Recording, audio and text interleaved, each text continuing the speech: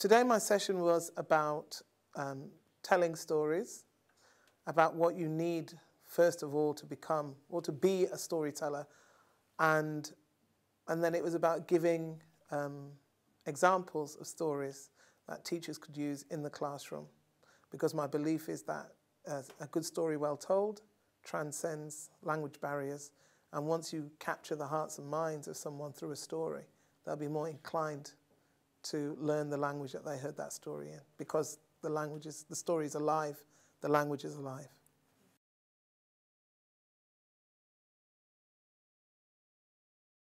I think storytelling is incredibly important in a school environment because we are all stories. We're all made up of stories.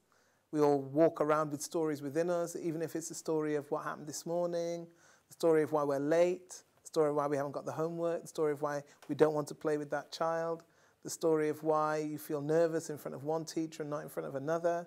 And then there's the actual telling of the stories, the ability to listen. It trains the mind, it trains the ear to listen. And then there's the inner eye, trains the inner eye to see, to visualize. It helps children to sequence things, sequence of events in a story, helps children to sequence, learning about characters, and then learning that actually that everything that happens within a story, no matter how fantastical the events might be, the impact on the people in the story, everyone can relate to that impact.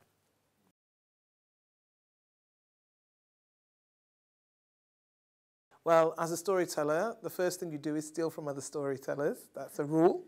But then you also read stories in books and bring them to life, breathe life into them, as well as finding stories on the internet. But borrowing from other storytellers. And also, some storytellers are very generous, and they'll come to you and say, I read this great story, and it made me think of you, so I want to give you this story, and I think you should tell it. Other stories are not so, storytellers aren't so happy about having their stories told by other stories, particularly because they think, well, I found it, I did all the work, and now that person's telling it. But I personally think that whilst, yes, that person may have prepared it, that person may have done the work, once you tell it, and you're telling it in your own way, and you're telling it in your own style, once it's been told, it's out there.